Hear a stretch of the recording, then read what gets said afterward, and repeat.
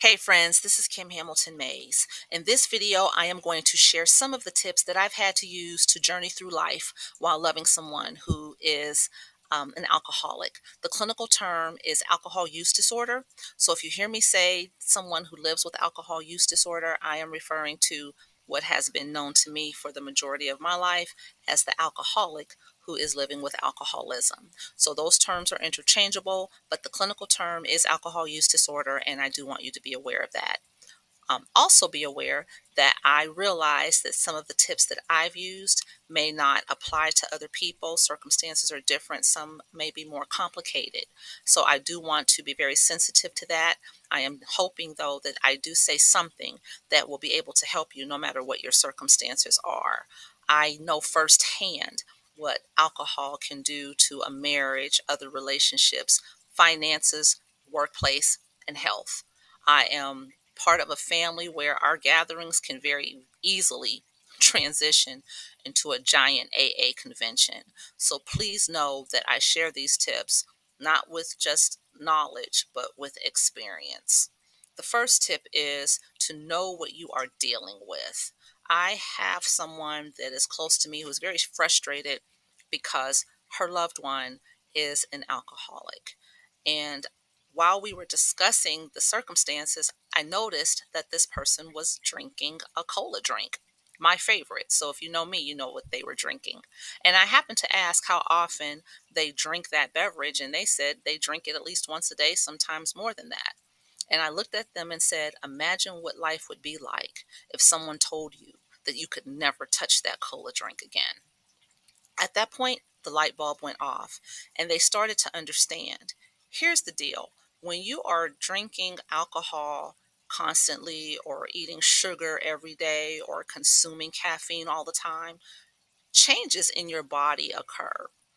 In particular, the brain's pleasure center is activated when you consume some of these things, but if you continue to consume them, there are changes that actually occur that makes it more difficult for you to stop drinking a cola drink, eating sugar, caffeine, or drinking alcohol.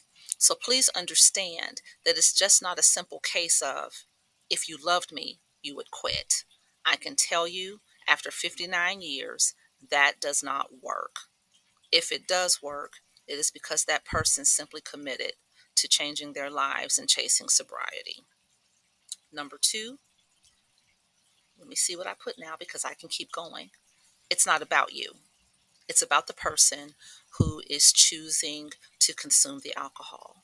There is nothing that you are doing or saying that is causing this person to drink. There may be influences that they feel they have to use alcohol to cope, but at the end of the day, all of us make our own decisions about how to handle anything. All of us make our own decisions about how to address our health concerns, whether they are mental or emotional.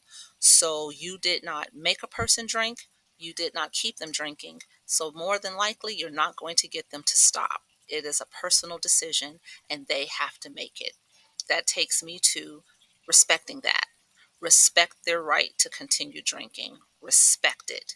Do not try to backdoor it down the chimney, it come up through the grounded way to get them to stop. To find the magic words or the magic behavior that's just going to get them to stop. You're burning yourself out.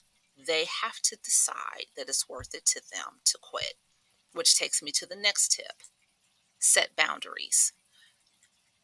The best way for me to explain that is with my father and my daughter. When my daughter was born, I let my dad know that whenever he became intoxicated, I was going to remove my daughter from his presence. She did not have to hear the yelling and the screaming and the ranting and the raving that was directed at anyone else who was present. She did not have to see the gradual change in conversation or behavior. I did not want her to see that. I lived with that. I didn't want her to see it. That was a boundary that I set. So think of ways that you can let your loved one know that even though I love you, I can love you from a distance. I can remove myself from your presence if that is feasible for you. Ask self discovering questions. I am going to use my brother for this one. When he was growing up with his friends, yeah, I said it, They would drink on the weekends and then go back to school and be honor students. By the time he became an adult, he was drinking a little bit more, but not as much as when he came back from the military. So I was able to ask him, at what point did you transition from social drinker to I have to have this every day? And he said it was when he fought in Desert Storm, that alcohol was the way he learned to cope with some of the things that he found it very difficult to talk about when he returned home. I then asked him, what is so scary about letting the alcohol go? And that was something that he said that he had to think about, and we will revisit that. But what I'm saying is sometimes people get so caught into a situation or a circumstance that they're not even realizing why they do it anymore. And I do remember someone saying once that when an alcoholic is so consumed in their addiction, they really can't appreciate what that addiction is doing to someone else. So even if that person chooses not to stop, you must understand what your relationship is going to be with that person in respects to their alcohol use. Ask the questions. It really makes a difference. Which takes me to, do not criticize that person. Do not browbeat them. Do not try to guilt trip them into giving up alcohol. They already feel powerless over alcohol. And for you to make them feel powerless more so, and then weak and guilty for not being able to stop, that sometimes exacerbates the behavior. It makes it worse. If I'm already a screw up, I might as well continue screwing up. Or I don't want to deal with what I am feeling because that loved one said to me, if I loved them, I would quit, or I'm no good, or I can't stop because I'm not really trying. Some of those things really encourage the drinking behaviors. So do not criticize your loved one. What you can do is ask for help. There are so many support groups out there. Obviously, people will think about Al Anon, Alateen. There are other support groups out there, but I would also suggest that you consider your resources. Some people are able to maintain relationships with their alcoholic loved ones. Others feel that at some point in time they must exit the relationship for whatever reason. This can be a significant other, a spouse, a child, other loved one, whatever the reason. I'm going to say, have your fire extinguisher ready. Do not wait until things are in full blaze for you to decide that you want to do something, because the only person that you have control over in a situation like this is yourself. So yes, you want to see your loved one sober, but you don't want to be the codependent. You don't want to help enable it because you're afraid of the outcome or the consequences.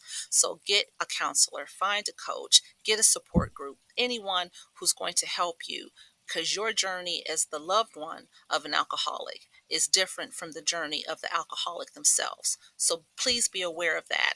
I'm going to ask you to share this video, because when you do, you're helping the few who don't share what they're going through.